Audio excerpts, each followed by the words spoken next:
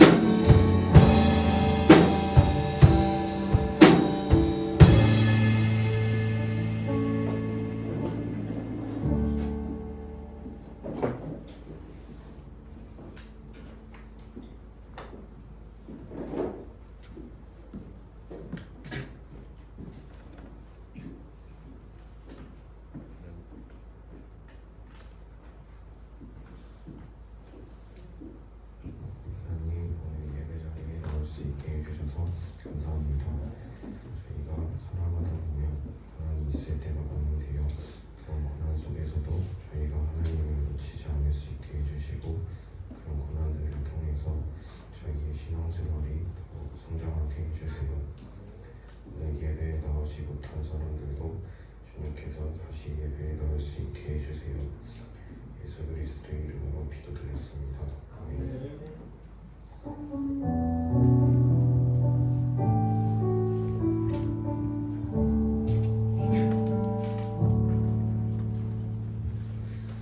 함께 읽으실 말씀은 창세기 45장 1절에서 8절 말씀입니다. 창세기 45장 1절에서 8절 말씀. 구약성경 71페이지에 있습니다.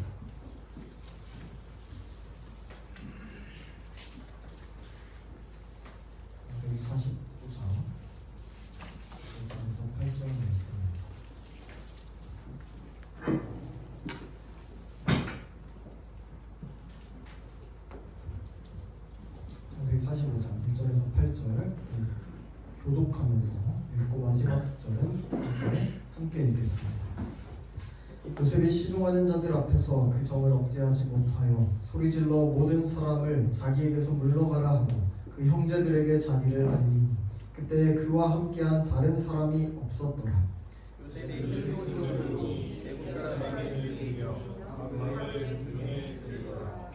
요셉이 그 형들에게 이르되 나는 요셉이라 내 아버지께서 아직 살아계시니이까 형들이 그 앞에서 놀라서 대답하지 못하더라. 요셉이 형들에게 이르되 내게로 가까이 오소서. 그들이 가까이 오니 이르되 나는 당신에게 아우시니 당신들이 애굽에 파는 자라. 당신들이 나를 이곳에 팔았다고 해서 근심하지 마소서. 한탄하지 마소서. 하나님이 생명을 구원하시려고 나를 당신들보다 먼저 보내셨나이다. 이 땅에 동안 흉년이 들었으나 아직 5년은 가까이도 못하고 추수도 못할지라. 하나님이 큰 구원으로 당신들의 생명을 보존하고 당신들의 후손을 세상에 두시려고 나를 당신들보다 먼저 보내셨나니 그런즉 나를 이리로 보낸 이는 당신들이 아니요 하나님이시라. 하나님이 나를 바로에게 아버지로 삼으시고 그 온 집의 주로 삼으시며 애굽 온 땅의 통치자로 삼으셨나이다. 아멘. 기도하겠습니다. 하나님 아버지 감사합니다. 오늘도 이 주일 아침에 주님 앞에 나와서 우리가 주님께 예배를 드립니다. 주님, 이 시간 주님의 말씀만이 온전히 선포되게 하시고 주여 성령 하나님께서 우리의 마음을 조명하여 주셔서 주님께서 뜻하시는 그 말씀하시는 바를 깨달아 알 수 있도록 인도하여 주시옵소서. 이 예배의 모든 순간을 주님께 맡겨드리오며 감사드리며 예수 그리스도 이름으로 기도드립니다. 아멘. 우리가 지난주까지 소요리문과 그리스도의 세 가지 직분에 대해서 살펴봤죠. 세 가지 직분. 그리고 이제는 그리스도의 지위, 그러니까 그리스도의 낮아지심과 그리스도의 높아지심을 살펴봐야 할 순서예요. 그런데 우리가 2주 뒤에, 3주 뒤에 부활주일이 있어서 그때 좀 그리스도의 높아지심, 부활과 관련된 부분을 좀 맞춰서 살펴보려고 좀 일정을 한 주만 미뤘습니다. 그래서 소요리 문답이 오늘은 아니라 좀 창세기에 나타난 요셉 이야기를 좀 살펴보려고 해요. 요즘 뉴스나 SNS 보면은 드라마보다 더 드라마 같은 말도 안 되는 사건들이 많이 있죠. 종종 가뭄에 콩나듯이 좀 마음이 따뜻해지는 소식도 들리긴 해요. 근데 듣기만 해도 화가 너무 나고 또 마음 아픈 안타까운 소식들이 압도적으로 많습니다. 최근에는 또 산불로 인해서 많은 사람들이 피해를 입었죠. 목숨도 잃었어요. 근데 산불이 나게 된 원인들을 계속 조사를 해보는데 이게 자연발화가 아니라 사람들로부터 시작됐다, 라이터가 떨어져 있다 이런 상황들도 보이고 있어요. 그 막대한 피해가 한 사람으로부터 났다는 게 생각해보면 화가 납니다. 산불이 아니더라도 세상을 보면은 정말 불의한 일들, 이롭지 못한 일들이 많이 일어나요. 항상 약자는 피해를 입고 나쁜 사람들은 너무 많은 것 같아요. 악한 사람들이 이렇게 판을 치는 세상에 정말 정의와 공의가 있는지, 정말 하나님이 존재하는지, 또 약자와 시민을 보호해야 할 이 법과 경찰들, 이게 정말로 제대로 기능을 하고 있는지 많은 사람들이 이런 회의감에 빠져서 분노와 혼란 속에 휩싸여 있어요. 그래서 이런 이유일지 모르겠는데 사람들이 복수극 하나가 탁 터지면 아주 환호를 해요. 환호를. 시간이 좀 지났는데 넷플릭스에서 여러분 더글로리 혹시 본 적이 있어요? 엄청난 인기를 끌었습니다. 19세 이상이긴 한데 볼 친구들은 봤죠? 네. 전사님은 안 봤어요. 왜 이 드라마가 흥행에 성공했을까 생각을 해봤어요. 생각을 해보면 단순히 재밌어서라고 할 수도 있겠죠. 잘 만들면 또 재밌으면 많이 보니까. 근데 좀 더 깊은 이유가 있을지도 모르겠어요. 자, 현실은 악한 사람들이 판을 치면은 약한 사람들은 저항을 못하고 당할 수밖에 없어요. 근데 이런 드라마에서만큼은 악을 악으로 갚으면 통쾌해. 통쾌해요. 대리만족하고자 하는 마음이 있어요. 그래서 대체로 이런 복수극들을 쭉 보면은 주인공은 악인들에게 엄청난 피해와 학대를 당해요. 억울한 일들을 당해요. 그래서 도저히 용서할 수도 없고 참을 수도 없는 이 속에서 불타오르는 복수심을 오랜 기간 동안 몇 날 며칠이고 갈아서 이 수단과 방법을 가리지 않는 이 지능탕 싸움을 막 시도합니다. 잃을 것이 없는 인생이기 때문에. 그래서 이런 명대사들이 있어요. 보이나? 네. 이거 막 엄청 패러디로 나왔죠? 나 지금 되게 신나 뭐 이러면서 이런 것들에 환호를 합니다. 환호를 해요. 그리고 끝끝내 이제 되갚음에 성공을 하죠. 복수에 성공을 해요. 보는 사람에게 엄청난 카타르시스를 느끼게 하는 걸로 마무리가 돼요. 해소가. 사실 우리가 삶을 살아가다 보면 왜 많은 사람들이 복수극에 환호를 보내는지 그 이유를 알 것 같아요. 그렇죠? 전사님도 잘 알 것 같아요. 전사님 여러분 나이 때 학교에서 누가 막 이렇게 열받게 하면은 잘 때 자기 전에 이제 막 상상을 해요. 이거 어떻게 좀 이렇게 해주고 싶은데 이런 상상들 남자들 좀 많이 하죠. 막 너무 억울해서 폭력으로 해결하고 싶은 그런 생각들을 많이 합니다. 근데 현실은 그렇지 않죠. 이제 대체로 우리는 복수극의 약자의 편에 있어요. 약자의 편에 있어요. 여러분의 삶은 어떤가요? 여러분 학교 생활 열심히 하고 딱히 뭐 잘못한 것 없이 하나님의 말씀을 따라서 선하게 살아요. 대체로. 아닌 친구들도 있을 수는 있겠지만 대체로 선하게 삽니다. 그런데 도저히 이해되지 않는 일들이 닥쳐와요. 인생에. 그쵸? 친구들이 나를 배신하기도 해요. 절대로 용서할 수 없는 것 같은 사람들이 한 명씩 점점 인생을 살아가면 한 명씩 계속 생겨요. 시간이 지날수록 시간이 약이라고 아픔이 뭐 회복된다고 하는데 여러분 오히려 상처만 많아져 가지는 않나요? 그런 아픔들이 여러분 속에 있을 수도 있어요. 오늘 본문에서 보게 될 이 요셉의 삶이 바로 이랬습니다. 분명 하나님께서는 요셉의 삶 가운데 언제나 함께 하셨다고 하는데 또 성경에서 계속해서 이 요셉의 삶을 형통했다라고 묘사해요. 그런데 정작 요셉의 삶을 쭉 보면은 이해되지 않는 인생의 연속이에요. 이해되지 않아요. 형통하지 않아요. 다른 사람도 아니라 형들에 의해서 말도 통하지 않는 그 먼 이집트 땅으로 팔려가서 노예 생활을 합니다. 도중에는 억울한 누명을 씌워서 옥살이를 하기도 해요. 감옥에.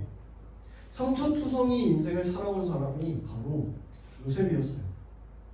사실 요셉이 형들로부터 팔려오게 된 이후로부터 이 증오와 분노, 복수심으로 가득 차서 마음을 이렇게 갈고 닦았다면은 전혀 이상하지 않은 상황이었을 거예요. 그쵸? 이 더글로리처럼 지금 너무 신나 이러면서 형들 딱 봤을 때 복수해줄 수도 있잖아요. 그죠? 그럼 아주 통쾌한 복수극으로 성경이 마무리됐을 수도 있었겠죠. 그런데 여러분 하나님의 각본은 그렇지가 않았어요. 하나님의 뜻은 이 복수에 통쾌한 복수에 있지 않았어요. 요셉은 마침내 자신을 향한 하나님의 뜻을 깨닫게 돼요. 인생의 뜻을. 그동안 이해되지 않았던 이 삶의 모든 순간들이 인생을 짓누르고 있던 수많은 아픔과 상처들이 이 한순간 눈 녹듯이 녹게 되면서 하나님의 큰 그림을 보게 됩니다. 그러면 오늘 말씀을 통해서 요셉이 깨닫게 된 하나님의 뜻이 무엇이었는지, 더 나아가서 우리를 향한, 여러분을 향한 하나님의 뜻이 무엇인지를 하나님의 놀라운 섭리와 통치의 관점에서 다시금 깨닫게 되는 은혜가 있기를 간절히 소망합니다. 오늘 본문에 나타난 요셉 이야기는 여러분이 어릴 때부터 교회를 다녀봤다면, 또 창세기를 조금 읽어봤다면 여러분에게도 굉장히 친숙한 이야기일 거예요. 그런데 이해를 돕기 위해서 조금 시간을 할애해서 본문의 상황, 앞전의 그 내용을 살펴보도록 하겠습니다. 자, 요셉의 아버지는 야곱이었어요. 하나님께서 이스라엘이라고 부르기도 하는 야곱의 아들이었어요. 야곱의 아들은 12명의 아들 중에 12명의 아들이 있었는데 그 중에 11번째 아들이었어요. 특히 야곱이 가장 사랑했던 아내인 이 라헬이라는 여자의 맏아들이었어요. 첫째 아들. 야곱은 아내가 많았어요. 4명이나 있었어요. 그래서 라헬이라는 자의 첫 번째 아들이었어요. 그래서 요셉은 어릴 적부터 이 아버지의 사랑을 독차지했어요. 막 이쁨을 많이 받고 자란 막둥이였던 거죠. 다른 아들들은 전부 제쳐두고 요셉에게만 이 이쁜 채색 옷을 입혔어요. 그것만 봐도 야곱이 얼마나 요셉을 편애했는지를 알 수가 있죠. 나이도 어려요. 아버지의 사랑을 독차지해요. 채색 옷을 입고 맨날 돌아다녀요. 이렇게 팔랑팔랑. 요셉의 형들이 좋게 보였겠어요? 안 보이죠. 자기보다 나이도 어리고 자기가 먼저 태어나서 아버지와 오랜 시간을 있었는데 요셉이 다 그 사랑을 받고 있어요. 안 그래도 마음에 안 드는데 요셉의 태도도 굉장히 밉상이었어요. 아버지에게 형들을 막 고자질해요. 형들이 뭐 잘못하면 고자질해요. 이러요. 그리고 자기가 꿈을 좀 꾸는데 이 꿈의 해석이 누가 봐도 이 형들을 무시하고 자기를 높이는 꿈이에요. 근데 이걸 그냥 형들 앞에서 막 해요. 채색 옷 입으면서.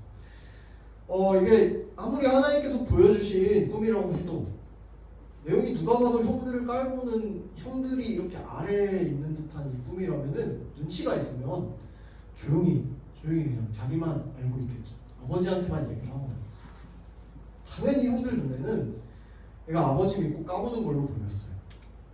그렇게 아버지가 계속 편애를 하죠. 요셉은 계속 철없는 행동들을 해요. 형들은 그러면 안 되겠지만 적절한 기회에 요셉을 죽이려고 했어요.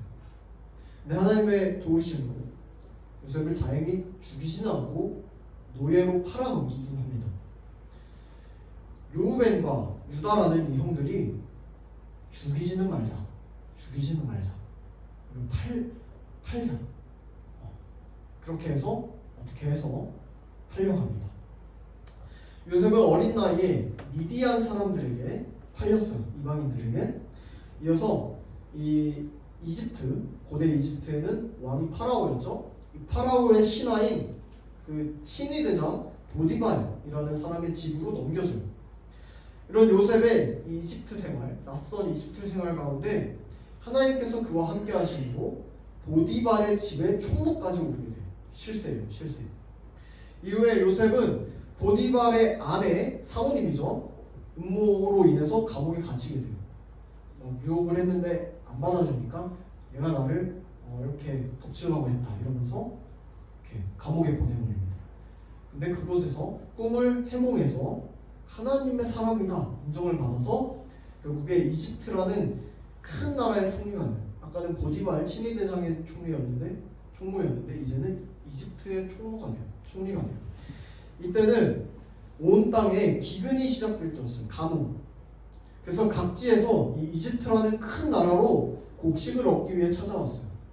이때 요셉의 아버지인 야곱은 막둥이인 베냐민을 제외하고 그의 아들들을 이집트로 보내갖고 이제 식량을 받아오도록 하는 거죠.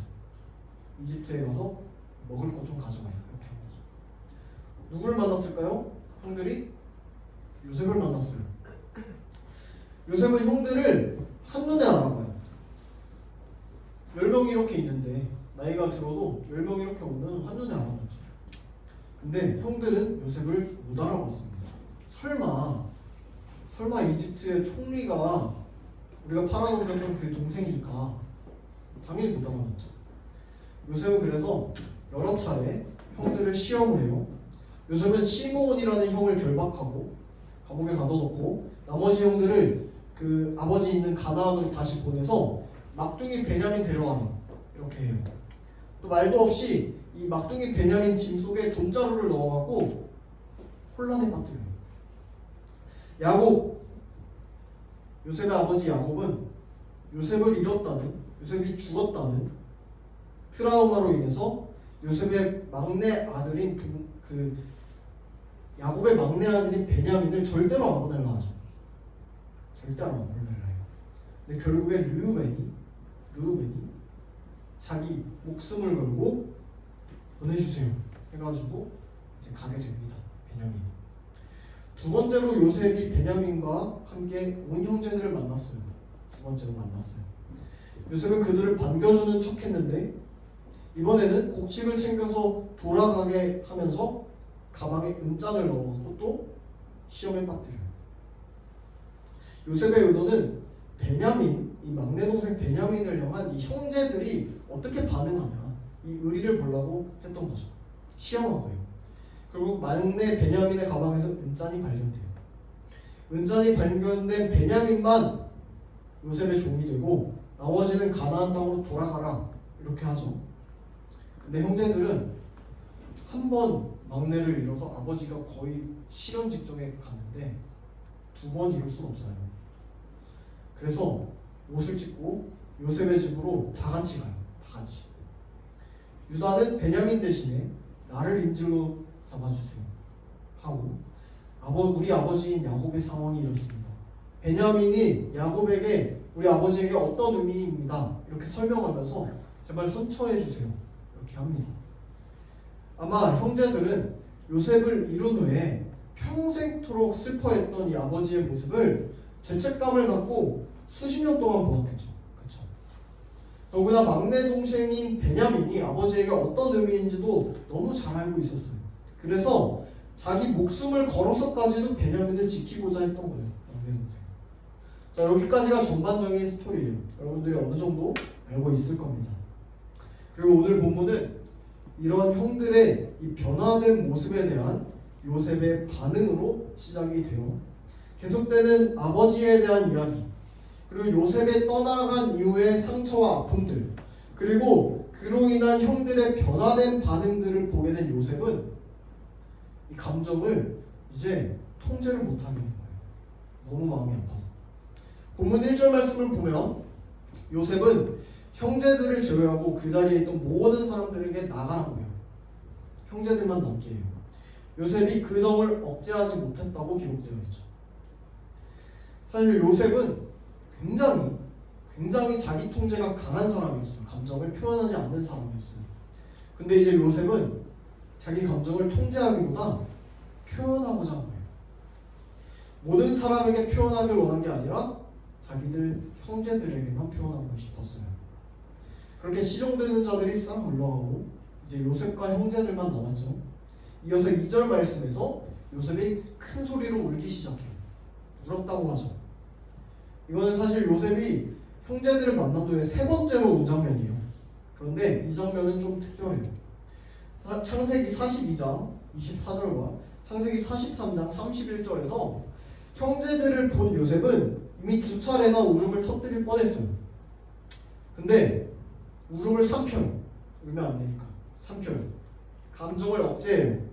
아무도 보이지 않는 곳에 가갖고 눈물을 감추고 돌아와요. 자기가 울었다는 사실을 아무도 모르게. 그리고 언제 그랬냐듯이 냉철하고 이성적으로 판단으로 어떻게 보면 굉장히 차갑고 딱딱하게 형제들에게 대했었어요. 그게 두 번이나 그랬어요. 왜냐하면 요셉의 마음이 아직 정리가 안 됐어요. 형제들에 대한 마음이. 그리고 아직 나타낼 때가 아닌 거예요. 그래서 기다리면서 자기 감정을 억누르고 통제했던 거예요.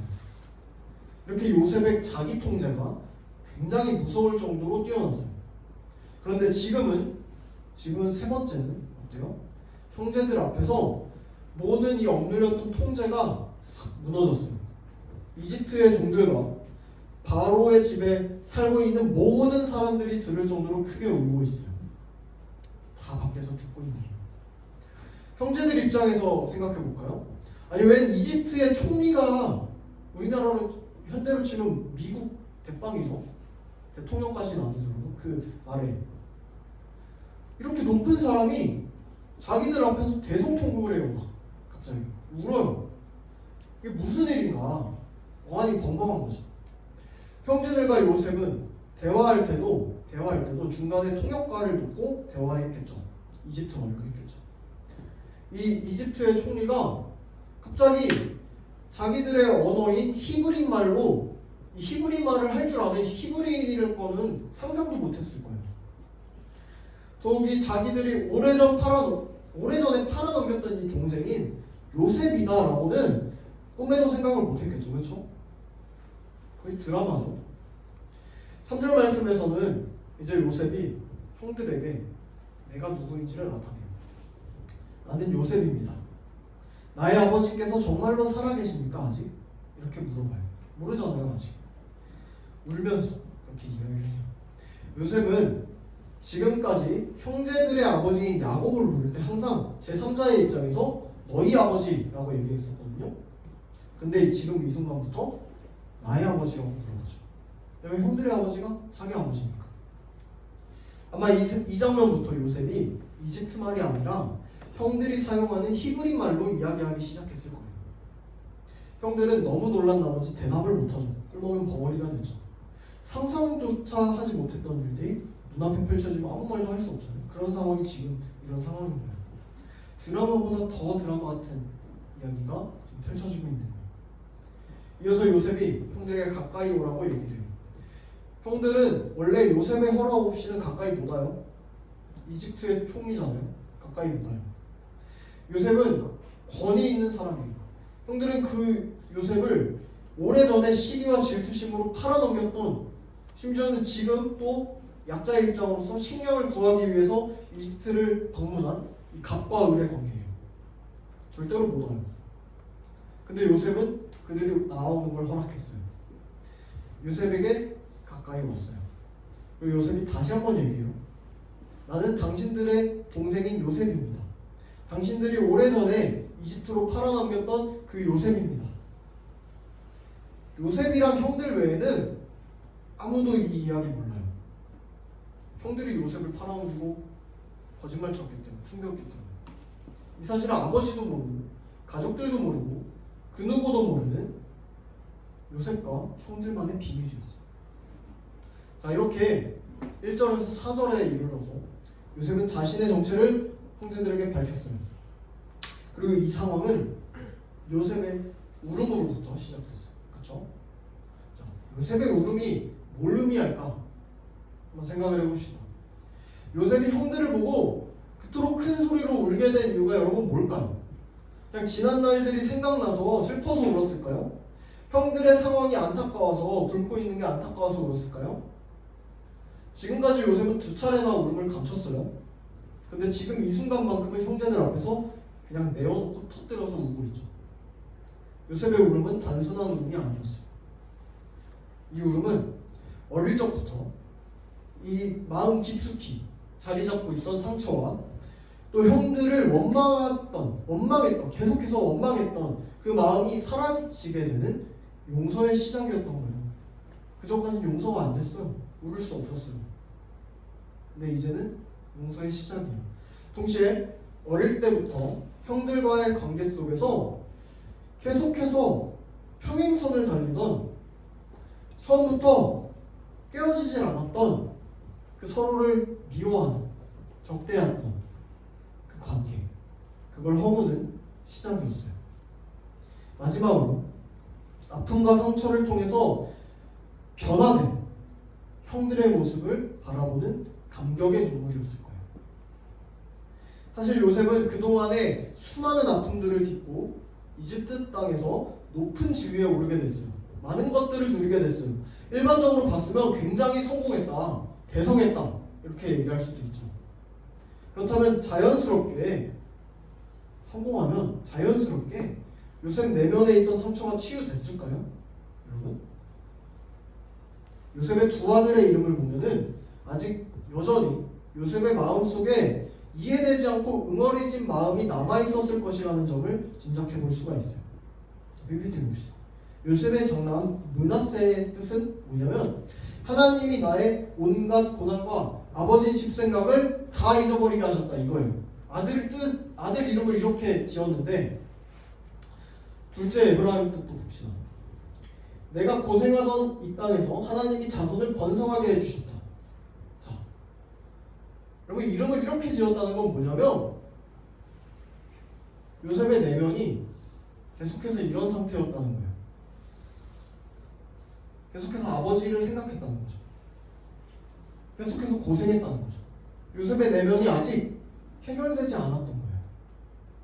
해결되고 싶었던 거지. 요셉에게는 하나님이 함께 하시는 그 수많은 시간 가운데 여전히 상처가 있었던 거예요. 표현은 할 수 없지만 끝도 없이 이해되지 않는 그 고통과 억울함, 아버지 집에 대한 미련과 그리움, 낯선 타지에서의 생활에 대한 그 아픔이 있었다는 거예요. 그렇다면 당연히 형들에 대한 미운 마음이 여러분 있었겠죠. 드라마처럼 복수까지는 생각을 안 하더라도 자기를 팔아넘긴 형들을 용서하고 싶진 않다는 생각이 반드시 있었을 거예요. 마음속에. 그러니까 요셉이 형들을 처음 봤을 때 어떻게 했어요? 시험했어요. 계속 간을 보고 형들이 어떻게 하는지 재보았던 거예요. 변했나? 여전히 그런가? 형들이 어떻을까? 어떻게 됐을까? 계속 시험한 거죠. 그런데 44장에서 베냐민을 감싸는 이 형 유다의 모습을 보면서 그 유다의 말을 듣는 가운데 이 응어리들이 사라지고 아픔이 회복되고 화해의 시작이 되는 이 통제되지 않는 이 울음. 그리고 이제는 굳이 삼키고 억제할 필요가 없어지는 이 울음이 터져나오기 시작한 거예요. 44장에서. 사실 요셉이 이 어른이 다 큰 어른이 되어서 자기 형 유다의 입을 통해서 듣게 된 아버지 야곱의 말은 충분히 그의 형들에게 상처가 되고 트라우마가 될 수 있을 만한 말이었어요. 44장 27절 말씀을 보면 야곱이 그의 10명의 아들들에게 말을 하는 걸 보면은 라헬과 그 아들 베냐민 외에는 가족으로조차 생각하지 않는 듯한 뉘앙스로 말을 하는 태도가 발견돼요. 어떻게 보면은 정상적이지 않는 이 야곱, 아버지의 편애를 받으면서 요셉이 자랐죠. 요셉이 사라진 후에는 그 편애를 그대로 이어서 어쩌면 더 심각하게 받으면서 이 베냐민이 그렇게 자란 거예요. 나머지 10명은 안중에도 없어요. 나머지 10명의 형들은 그 서운함과 아픔 그리고 죄책감 이런 것들을 고스란히 느끼면서 자라왔던 거죠. 요셉은 시간이 훌쩍 지난 후에 이런 마음 아픈 이야기잖아. 사실 마음 아픈 이야기예요. 아버지가 평생토록 자기를 안중에도 없이 10명을 계속 사라진 그 요셉만 찾고 이젠 베냐민만 찾는 그 아버지의 이야기를 담담하게 하는 이 유다의 모습 형을 보면서 지난 날들이 이제는 이해되기 시작했지 않을까 생각해보는 거예요. 어릴 적 요셉의 그 스스로의 기만적이고 그 교만했던 모습도 그리고 아버지 야곱의 지나친 편애도 그런 아버지 밑에서 평생을 자라오며 인정받지 못한 이 형들의 시기 질투의 감정도 지나고 보니까 나이가 들어서 보니까 아 그랬었구나 라고 이해되기 시작한 거죠. 어찌되었든 이러한 요셉의 울음으로 인해서 화해의 다리가 놓여지기 시작합니다. 응어리진 지난 날들이 풀어지기 시작해요. 그리고 이어서 요셉이 굉장히 중요한 얘기를 해요. 이 모든 상황을 바라보는 요셉의 시선이 변화된 중요한 내용이에요. 성경책을 보면서 본문 45장 5절 말씀 함께 읽어보겠습니다. 45장 창세기 45장 5절 말씀. 창세기 45장 5절 말씀. 자, 함께 한 목소리로 읽겠습니다. 당신들이 나를 이곳에 팔았다고 해서 근심하지 마소서, 한탄하지 마소서. 하나님이 생명을 구원하시려고 나를 당신들보다 먼저 보내셨나이다. 자, 요셉은 두려움에 빠져있는 형들을 진정시켜요. 형들이 나를 이곳에 팔았다고 해서 근심하거나 한탄하지 마세요. 이렇게 이야기하는데 이거는 그 지난 날들의 모든 일들로 인해서 걱정하거나 자책하지 말라는 거예요. 그런데 이유가 놀랍습니다. 하나님이 생명을 구원하시려고 라는 말이 먼저 나와요. 그쵸? 이 사건은 우리의 시선으로 봤을 때 지금 요셉과 형들만 있어요. 우리 시선으로 봤을 때 그 둘 사이에서 일어난 일임이 틀림없어요. 하나님이라는 그 등장인물은 없어요. 우리 시선으로 봤을 때. 그런데 요셉의 말 속에서 가장 먼저 등장하는 건 하나님이에요. 하나님. 모든 것의 주인이신 하나님께서 하나님의 가장 큰 관심사이신 생명을 구원하시기 위해서 요셉을 형들보다 먼저 보내셨다는 거예요. 보내셨다.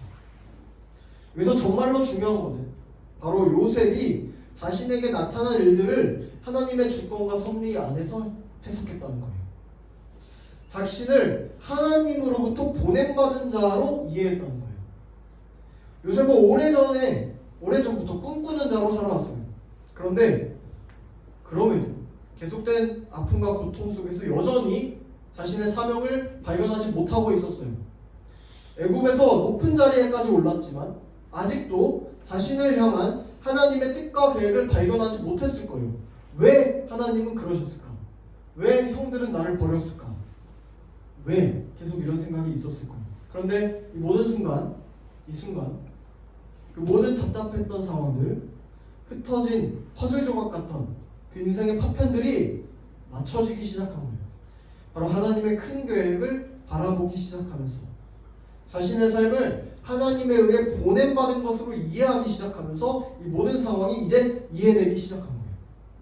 여러분, 요셉이 형들을 용서하고 화해한 게 요셉이 남들보다 착하거나 선해서 가능했던 걸까요? 요셉이 여러분들보다 착해갖고 선해서 가능했던 걸까요? 여러분, 절대 그렇지 않아요. 그 비결은 요셉의 시선, 바라보는 게 내 시선에서 하나님께로 옮겨졌기 때문에 가능했던 거예요. 나를 계속 보는 게 아니라 하나님을 바라봤기 때문에 가능했던 거예요. 형들로 인한 상처조차 하나님의 크신 계획의 일부였구나. 내가 이집트에 온 거는 어쩌다가 온 것이 아니라 하나님께서 나를 이곳으로 보내셨기 때문에, 형들을 사용해서 보내셨기 때문에 오게 된 거구나. 나는 지금 이 순간을 위해서 이곳에 보냄받은 존재였구나 라는 깨달음이 요셉에게 있었다는 거예요. 그렇게 상황을 하나님의 시선으로 다시 바라보자 그토록 이해되지 않았던 이 상처투성이 인생이 회복되기 시작하고, 용서되지 않았던 형들이 용서되기 시작한 거예요. 그래서 요셉은 다시 한번 이렇게 고백합니다. 우리 같이 PPT 본문 7절에서 8절 한 목소리로 읽어보겠습니다. 한 목소리로 시작. 하나님이 나를 형들보다 앞서서 보낸 것은 하나님이 크나큰 구원을 베푸셔서 형님들의 목숨을 지켜주시려는 것이고 또 형님들의 자손을 이 세상에 살아남게 하시려는 것입니다. 그러므로 실제로 나를 이리로 보낸 것은 형님들이 아니라 하나님이십니다. 하나님이 나를 이리로 보내셔서 바로의 아버지가 되게 하시고 바로의 온 집안의 최고의 어른이 되게 하시고 이집트 온 땅의 통치자로 세우신 것입니다. 네. 여러분, 하나님의 섭리와 계획은 언제나 선하십니다. 하나님은 반드시 우리의 생명을 구원하는 분이세요. 여러분, 이 사실을 믿으시길 바라요. 요셉이 그런 하나님을 믿기 시작했기 때문에, 이 분명한 사실을 믿음의 눈으로 바라봤기 때문에 요셉을 이집트로 보낸 이는 형들이 아니라 하나님이라는 사실을 믿음으로 고백하기 시작한 거예요. 요셉에게 엄청난 사랑이 마구 넘쳐서가 아니라 이 사실이 믿어지기 때문에, 하나님의 주권적인 섭리와 계획을 깨닫게 되니까 그토록 미웠던 형들이 마음속에서 용서가 되기 시작하는 거죠. 이 낯설고 외로운 먼 이집트 땅에 자신을 보내신 하나님의 사명을 발견하게 된 거예요. 이제 요셉의 형들은 요셉을 통해서 하나님의 구원을 맛보게 되었습니다. 요셉을 통해서 기근이 일었던 이스라엘에게 생명의 구원이 임하게 됐어요. 이게 하나님의 계획하심이었어요. 하나님의 큰 그림이었어요. 요셉이 이 사실을 깨닫기까지가 너무 많은 시간이 걸렸고 너무 어려웠지만, 너무 고통스러웠지만 결국에 선하신 하나님의 큰 그림을 통한 그 구원을 찬양하고 고백하게 된 거예요. 말씀을 마무리하겠습니다. 우리는 요셉을 장차 오실 메시아 예수 그리스도의 모형으로 바라볼 수 있어요. 예수 그리스도께서 성부 하나님의 뜻에 순종하심으로 인해서 그 용서와 화해의 눈물을 흘림으로 인해서 희생과 고난의 십자가를 짐으로 인해서 그를 믿는 모든 자들에게 우리 구원이 임했어요. 하나님의 보내심의 사명을 완수한 그리스도를 통해서 오늘 여기 이 자리에 모인 우리 모두에게 생명의 구원이 임했어요. 사랑하는 여러분, 그리스도를 믿음으로 이미 구원의 기쁨을 누리고 있는 우리에게 여전히 요셉과 같이 이해되지 않는 그러한 삶이 계속되고 있지는 않습니까? 여러분의 주위에 도저히 용서할 수 없는 친구들이 있지 않나요? 계속해서 상처뿐인 인생, 이해되지 않는 일들이 살아내고 있진 않나요? 여러분, 오늘 말씀을 기억하시면서 우리를 향한 하나님의 크신 계획을 기대하며 바라보시길 바래요. 나의 시선이 아니라 하나님의 시선으로 여러분의 각자의 삶을 이해하시길 바래요. 지금 어떤 상황에 처해 있더라도 누구 때문에, 무슨 일 때문에 그곳에 있다고 원망하거나 낙담하는 게 아니라 하나님께서 나를 이곳에 보내셨다. 보냄받은 자로서의 사명을 발견하고 하나님 중심적으로 생각하고 사고하면서 살아가시길 바래요. 요셉의 고난 가운데 늘 하나님께서 함께 하셨고 성경은 그것이 형통한 자라라고 말했어요. 그런데 정작 그 사실을 깨달은 것은 먼 훗날 하나님의 섭리를 온전하게 깨닫게 된 그 이후였던 것처럼 여러분의 삶도 지금 비록 어렵고 힘든 나날 가운데 있을지라도 분명히 성령 하나님께서 이미 여러분 가운데 함께 하시고 여러분이 형통한 자로서 지금 형통한 삶으로 인도해 나가시는 줄로 믿습니다. 하나님께서 동행하시는 삶이 곧 영원히 형통한 삶이기 때문이에요. 그렇게 우리의 시선이 나에게서 하나님께로 옮겨질 때 분명한 내 삶의 의미를 깨닫고 우리와 영원토록 함께 하시는 임마누엘 하나님의 인도하심과 그 형통함 가운데 기쁨으로 살아가게 될 줄로 확신합니다. 바라기는 이번 한 주도 하나님의 계획 안에서 각자의 삶의 의미를 다시금 발견하는 우리 달래다운 청소년부 되시기를 주님의 이름으로 축복합니다. 기도하겠습니다. 하나님 감사합니다. 오늘 이 시간을 통해 우리와 늘 함께 하시며 섭리하시고 통치하시는 하나님의 놀라운 은혜를 깨닫습니다. 주님께서 우리와 함께 하심이 형통함인 줄로 믿습니다. 언제나 선하신 하나님만을 사랑하며 우리가 나의 삶을 나의 시선이 아닌 하나님의 시선으로 바라보길 원합니다. 우리가 어느 곳에 있든지 주님께 보냄받은 자라는 사명을 기억하는 삶을 살아내길 원합니다. 힘들고 어려운 시간을 지나가며 있더라도 우리가 늘 동행하시는 그 하나님을 바라보고 경험할 수 있도록 성령 하나님 늘 우리를 인도하여 주시옵소서. 이번 한 주도 그렇게 함께하여 주실 줄 믿음으로 감사드리며 이 모든 말씀 우리 주 예수 그리스도 이름으로 기도드립니다. 아멘.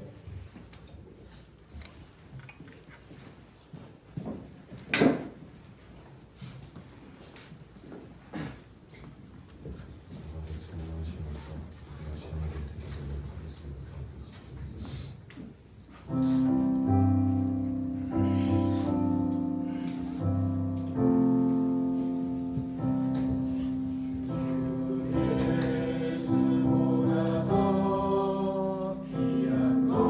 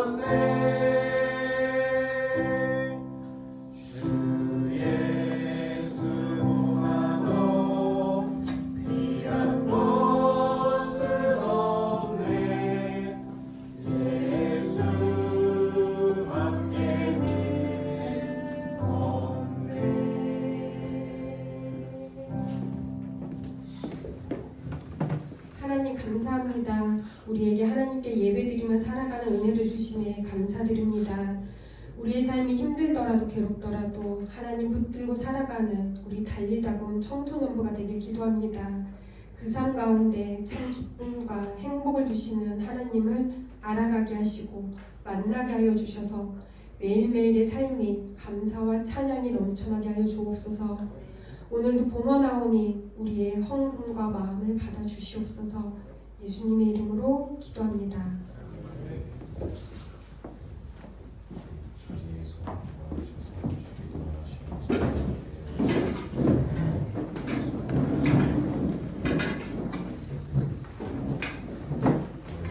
하늘에 계신 아버지 이름을 거룩하게 하시며 아버지의 나라가 오게 하시며 뜻이 되시는 것과 같이 땅에서도 이루어지게 하소서. 우리에게 일용할 것을 주시고 우리가 우리에게 잘못한 사람을 용서하여 주같이 이제 죄를 사하여 주시고 우리를 시험하게 하지 마시고 악에서 구하소서. 나라와 영광과 영광이 영원히 아버지의 것입니다.